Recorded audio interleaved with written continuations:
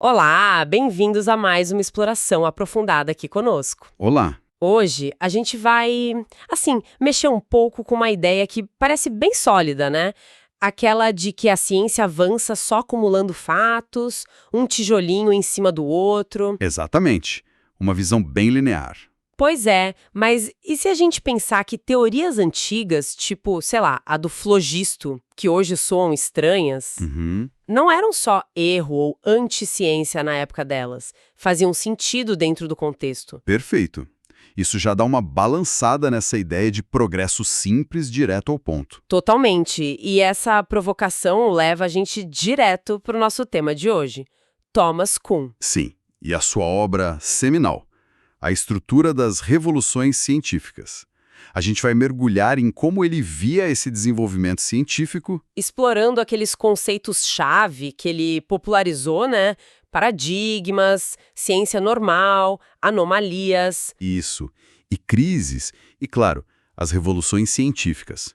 Para essa conversa, a gente está se baseando em trechos do livro do próprio Kuhn. A fonte primária, para entender o pensamento dele. E o nosso objetivo aqui é tentar entender essa visão mais dinâmica da ciência. Não uma linha reta, mas um processo com fases, sabe? Com momentos de estabilidade e outros de ruptura total. Queremos entender como os paradigmas e as revoluções comandam essa dança toda. Ótimo. E é legal lembrar de onde o Kuhn veio, né? Ele era físico de formação. Sim, ele começou na física, mas a virada veio quando ele foi para a história da ciência. E o que ele percebeu nessa mudança? Ele notou uma diferença muito grande entre as ciências naturais, tipo a física, a química, onde geralmente tem um consenso sobre o básico, sabe? Sobre os fundamentos. Isso, e as ciências sociais, onde o pessoal parece que está sempre debatendo os fundamentos, o que é um problema válido. Qual método usar? A diferença de consenso, né? Exato. E isso deixou ele intrigado. Por que essa diferença? E a resposta dele envolveu a tal da palavra-chave: paradigma. Precisamente. Para ele, um paradigma não é só uma teoria. É uma realização científica. Tipo, muito impactante. Pensa na mecânica do Newton ou na química do Lavoisier. Marcaram época, né? Totalmente. E mais do que isso, elas deram um modelo para toda uma comunidade científica. Definiram quais problemas valia a pena pesquisar e, mais importante, como pesquisar esses problemas. Então, não é só a teoria em si, mas todo um pacote, uma forma de ver e fazer ciência. Isso. Kuhn até esclareceu depois que usava paradigma em dois sentidos. Um é esse mais amplo, que ele chamou de matriz disciplinar. Matriz disciplinar. Que é essa constelação maior, sabe? As crenças, os valores, as técnicas que todo mundo naquela área compartilha. Vai desde as fórmulas básicas, tipo F igual a ma, Que todo estudante aprende. até compromissos mais profundos, tipo a ideia de que o mundo é feito de átomos ou que energia se conserva. E também os valores que guiam a pesquisa, tipo preferir teorias mais simples ou que fazem previsões precisas. Sim, exatamente. Esses valores compartilhados ajudam a comunidade a fazer escolhas. E tem mais uma coisa crucial nessa matriz: os exemplares. Exemplares. Esse é o segundo sentido de paradigma. Isso. É o sentido mais concreto. São aqueles problemas clássicos, sabe? Que estão nos livros didáticos, nos laboratórios. O plano inclinado na física, uma titulação na química. Os exercícios padrão que a gente faz para aprender. Exatamente. E resolvendo esses exemplares que o estudante aprende, na prática, a pensar como um cientista daquela área. Aprende a aplicar o paradigma, a ver o mundo daquele jeito. Entendi. É mais aprender fazendo do que decorando regras, né? Muito mais. É um aprendizado meio que por imitação, por semelhança com os exemplos bem-sucedidos. Kuhn até usou a analogia da semelhança de família do Wittgenstein. Interessante. Bom, e depois que um paradigma se estabelece, o que acontece? Aí vem a tal ciência normal. Isso mesmo. A ciência normal é a pesquisa que acontece dentro de um paradigma aceito. E o objetivo dela, olha que curioso, não é fazer descobertas revolucionárias. Não, mas a gente pensa em ciência como busca pelo novo. Na ciência normal, o foco é outro. Kuhn chamou de resolução de quebra-cabeças, puzzle solving. Quebra-cabeças, por quê? Porque a ideia é que o paradigma já te deu as peças e as regras básicas. Ele garante que existe uma solução ali, dentro daquele quadro. O desafio é a sua habilidade, como cientista, de encaixar as peças para chegar na solução esperada. Ah, tá. Então é mais um trabalho de articular o paradigma, deixar ele mais robusto. Perfeito, é articular e refinar o que já existe. O trabalho prático envolve, por exemplo, determinar constantes físicas com mais precisão ou medir propriedades de substâncias que a teoria prevê. Ou então aplicar a teoria a novos fenômenos, ver se ela funciona ali também. Exato. Tentar ajustar melhor a teoria com os fatos observados, o que às vezes exige criar instrumentos novos ou matemática mais sofisticada. Ou até mesmo articular a própria teoria, deixá-la mais clara, resolver ambiguidades. Parece um trabalho bem focado, né? Que permite ir fundo nos detalhes. Sim, é muito eficiente para isso. Mergulha fundo num pedaço específico da natureza. Mas tem o outro lado. Qual? Essa concentração toda funciona como um antolho, talvez. Limita a visão. Os cientistas, na fase normal, tendem a não procurar por novidades radicais, por coisas que desafiem o paradigma. Eles meio que ignoram o que não encaixa. Ou tentam encaixar força, ou deixam para lá como um problema menor, para resolver depois. O foco não é na surpresa. Mas as surpresas acontecem, imagino. A natureza não segue sempre o script do paradigma, certo? Certíssimo. E é aí que entram as anomalias. Ah, a peça que não encaixa no quebra-cabeça. Exatamente. Anomalia é quando a natureza faz algo que, segundo o paradigma, não deveria fazer. É um resultado inesperado, inexplicável, dentro do modelo atual. E para Kuhn, é aí que a descoberta científica muitas vezes começa, com a percepção de que tem algo errado. Sim, a consciência da anomalia é o ponto de partida. O exemplo do oxigênio que você mencionou antes é ótimo para isso. Porque não foi um eureka de uma pessoa só, né? Foi um processo mais confuso. Totalmente. Várias pessoas isolaram o gás, mas interpretaram ele usando a teoria da época, a do flogisto. O Priestley o chamou de ar desflogistizado. Dentro do paradigma antigo. Isso. Foi só o Lavoisier, que já estava questionando o flogisto por outros motivos, que olhou para aquilo e disse: não, peraí, isso é um elemento novo, fundamental para entender a combustão de um jeito diferente. Então a descoberta não foi só achar o gás, foi a mudança de conceito que deu um novo sentido para ele. Exato. A descoberta envolveu a emergência de um novo paradigma, o da química de Lavoisier. O caso dos raios-X também é parecido. O Röntgen viu um brilho estranho numa tela, né? Algo que não era para estar ali. Sim, ele estava fazendo experimentos normais com raios catódicos, dentro do paradigma da época. E, de repente, algo anômalo acontece. A descoberta começou com essa percepção do inesperado que o paradigma vigente não explicava bem. Me lembra aquela experiência de psicologia com as cartas de baralho trocadas, tipo um as de espadas vermelho? A de Brunner e Postman é perfeita para ilustrar isso. As pessoas demoram para ver a carta errada, né? Porque o cérebro espera o padrão normal. Exatamente. A gente tende a ver o que espera ver, o que o nosso paradigma mental diz que é normal.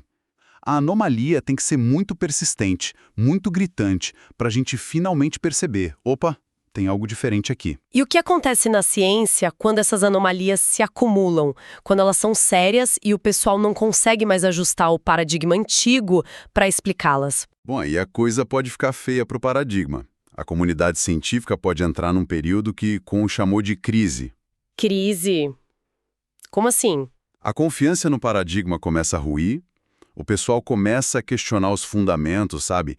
As regras da pesquisa normal ficam meio frouxas, rola mais debate filosófico sobre métodos, sobre o que é ciência de verdade. É uma fase de insegurança. Tipo o que aconteceu com a astronomia do Ptolomeu antes do Copérnico, ou a física clássica no final do século XIX, antes de Einstein e da quântica? Esses são os exemplos clássicos que Kuhn usa. Nesses períodos de crise, é comum surgirem várias versões modificadas da teoria antiga, tentando salvar o paradigma. Tentativas de remendo. E os cientistas ficam mais abertos a tentar coisas novas, ideias mais radicais. É um momento de efervescência intelectual, apesar da insegurança. Muitas novas descobertas podem surgir aí, justamente porque a atenção se volta para os problemas que o paradigma não resolvia. E é dessa crise que pode nascer uma revolução científica. A troca de um paradigma por outro. Exatamente. Kuhn faz uma analogia interessante com revoluções políticas. Como assim? Numa crise política tem aquele sentimento de que as instituições atuais não funcionam mais, né? Surgem grupos rivais propondo alternativas. E não tem um poder superior neutro para decidir quem está certo. Pois é, na ciência, durante a crise, o paradigma antigo parece não dar mais conta dos problemas importantes. E aí surgem um ou mais candidatos a novo paradigma. E a escolha entre eles não é só lógica pura. A persuasão vira um fator-chave. Certo. E aí entra aquela ideia famosa e meio controversa do Kuhn, a incomensurabilidade. O que significa isso? Que não dá para comparar os paradigmas. Não é bem que não dá para comparar. É mais que a comparação não é simples, não é ponto a ponto, usando uma régua neutra e universal. A mudança de paradigma é uma ruptura, uma reestruturação. Por isso ele chama de revolução. E por que essa dificuldade de comparação? Quais são os motivos? Com aponta alguns. Primeiro, os proponentes de paradigmas diferentes podem discordar sobre quais problemas são realmente importantes de resolver. E sobre o que conta como uma solução aceitável, né? Exato. Lembra do exemplo da gravidade? Para alguns, explicar a causa era essencial. Para Newton, descrever matematicamente já era ciência de primeira. Cada paradigma define seus próprios padrões de legitimidade científica. Entendi. E outro ponto é a linguagem. As palavras mudam de sentido. Sim, esse é crucial. Termos básicos como a massa, espaço, planeta, até elemento químico, podem significar coisas diferentes dependendo do paradigma. Eles estão inseridos em redes de conceitos distintas. Tipo, a Terra para Ptolomeu, fixa no centro, não é a mesma Terra do Copérnico, um planeta girando em torno do Sol. Perfeito, é o mesmo rótulo, mas o conceito por trás mudou radicalmente. Isso cria uma barreira de comunicação enorme entre quem defende paradigmas rivais. É quase como falar línguas diferentes. E isso leva àquela afirmação mais forte ainda, que cientistas de paradigmas diferentes vivem em mundos diferentes. Eles literalmente não veem a mesma coisa. É uma forma de expressão forte, mas pega o ponto central. Como os padrões e a linguagem mudam, a própria percepção do cientista sobre o que ele observa também muda. A observação não é neutra, ela é carregada de teoria. O exemplo da pedra caindo para Aristóteles e o pêndulo para o Galileu ilustra isso. Sim, onde um via um objeto lutando para chegar ao seu lugar natural, o outro via um movimento regular, periódico, que podia ser descrito matematicamente. Onde Priestley viu ar sem flogisto, Lavoisier viu oxigênio. O que você escolhe olhar e como você interpreta já depende do seu paradigma. Exatamente. Não existe uma linguagem de observação pura, totalmente neutra, para descrever os fatos brutos. Os dados já vêm interpretados. Ok, se os paradigmas são incomensuráveis e a lógica sozinha não basta para resolver a disputa, como que as revoluções se resolvem, então? Como uma comunidade científica escolhe um novo paradigma? Não é só porque o antigo foi refutado. Kuhn critica essa ideia de refutação simples, popularizada por Popper. Ele diz que toda teoria sempre convive com anomalias, com coisas que ela não explica direito. Nenhuma teoria perfeita, né? Isso. Então, uma teoria não é abandonada só porque tem problemas. Ela geralmente só é descartada quando aparece uma alternativa melhor para colocar no lugar. Ninguém larga um paradigma, mesmo em crise, se não tiver outro para abraçar. Faz sentido. Então, a decisão é sempre uma comparação. O paradigma antigo versus o novo candidato, vendo como cada um se sai explicando a natureza. Exatamente. É uma escolha comparativa. E, nesse processo, a persuasão joga um papel muito importante. Que tipo de argumentos convencem a comunidade? Vários. Um argumento forte é se o novo paradigma consegue resolver aquele problema central que causou a crise. Outro é se ele promete resolver outros problemas que pareciam intratáveis. Prever coisas novas também ajuda, imagino. Muito. Previsões de fenômenos inesperados que depois são confirmados dão muita força para o novo paradigma. E às vezes até argumentos mais estéticos contam. Simplicidade, elegância da teoria. Mas no começo, um novo paradigma pode até ter mais problemas não resolvidos que o antigo, não? Com certeza. Muitas vezes, no início, o novo paradigma é mais uma promessa do que uma realização completa. A aposta nele envolve um elemento de fé. Fé na sua capacidade futura de gerar pesquisa produtiva? Não é uma decisão puramente baseada em provas concretas e imediatas. Não. E a resistência ao novo paradigma também é normal e até funcional, segundo Kuhn. Funcional? Como assim? Não é só gente teimosa apegada ao velho? Pode ser também, claro, mas a resistência força os defensores do novo a afiarem seus argumentos, a mostrarem as vantagens de forma mais clara. E defender o paradigma antigo até o limite é o que permite identificar claramente onde ele realmente falha. Entendi. Mas eventualmente a mudança acontece. E para uma pessoa individualmente, essa mudança pode ser súbita, como uma virada de chave na cabeça. Pode ser. Kuhn usa a analogia da mudança de Gestalt, aquelas figuras que você pode ver de duas maneiras diferentes. A conversão para um novo paradigma pode parecer assim uma iluminação repentina, onde tudo se encaixa de um jeito novo. Mas para a comunidade inteira, é mais lento. Geralmente sim. A aceitação pela comunidade costuma ser gradual.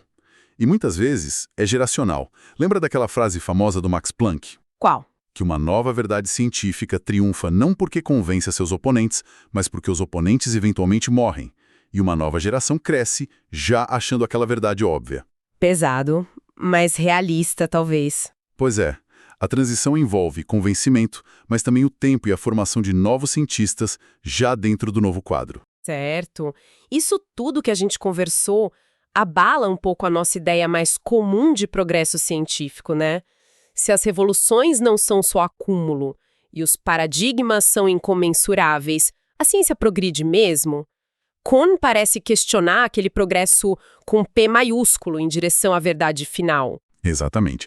Ele não está negando que haja progresso, mas ele está redefinindo o que a gente entende por progresso na ciência. Como assim? Dentro da ciência normal, o progresso é óbvio. Mais quebra-cabeças são resolvidos, as medições ficam mais precisas, a teoria fica mais articulada. É um progresso claro em termos de capacidade de resolver problemas dentro do paradigma. Ok, dentro de um paradigma o progresso é cumulativo. Isso. O problema é o progresso através das revoluções.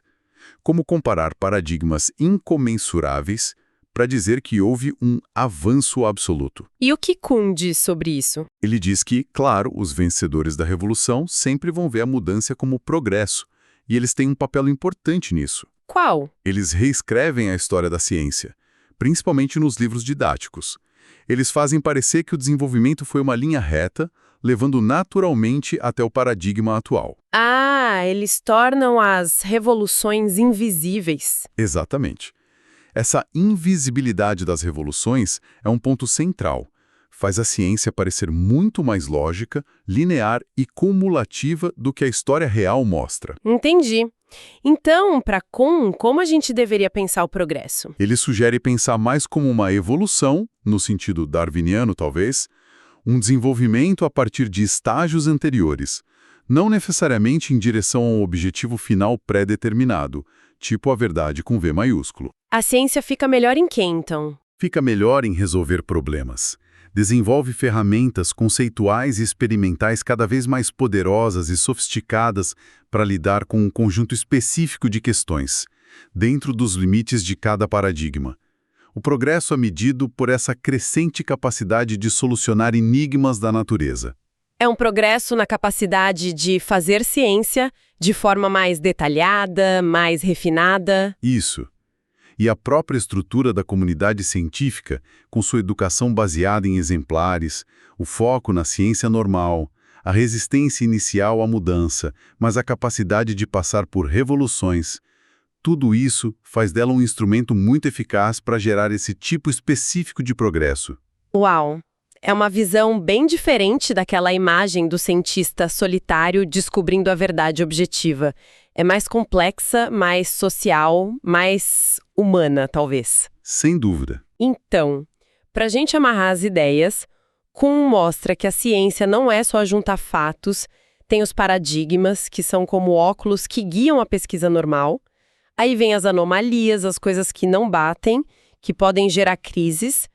Dessas crises podem surgir revoluções, que são mudanças profundas, meio que saltos, onde a comparação entre o velho e o novo não é direta, tem essa incomensurabilidade. Exato. E a escolha envolve evidência, sim, mas também muita persuasão, promessa futura e a dinâmica da comunidade. E o progresso? Ele existe, mas não é uma marcha para a verdade final. É mais um avanço a partir do que se sabia antes, melhorando a capacidade de resolver problemas específicos. Acertei a ideia geral? Pegou perfeitamente a essência. É uma visão que dá muito mais textura e nuance para a gente entender como a ciência realmente funciona, né? Bem diferente daquela historinha linear dos manuais. Com certeza. E acho que esses insights vão além da ciência, né? Pensar sobre como comunidades constroem e mudam suas visões de mundo. Sim, dá para fazer paralelos interessantes com outras áreas do conhecimento e da sociedade. Isso deixa a gente com uma última provocação para o pessoal que está ouvindo, né? Se até na ciência, que a gente imagina como o ápice da objetividade, a nossa visão é tão moldada por esses paradigmas, essas estruturas compartilhadas que muitas vezes nem percebemos, Uhum. será que a gente não está sujeito a paradigmas parecidos em outras áreas da nossa vida? Na política, na cultura, até nos nossos relacionamentos? Que modelos mentais, que visões de mundo implícitas podem estar guiando nosso pensamento e nossas ações sem que a gente pare para questionar? Uma ótima pergunta para reflexão. Como identificar esses quadros de referência que a gente usa sem perceber? E será que a gente consegue, às vezes, olhar para eles de fora? Fica aí a reflexão. Muito obrigada por essa conversa. E eu que agradeço. Foi ótimo discutir com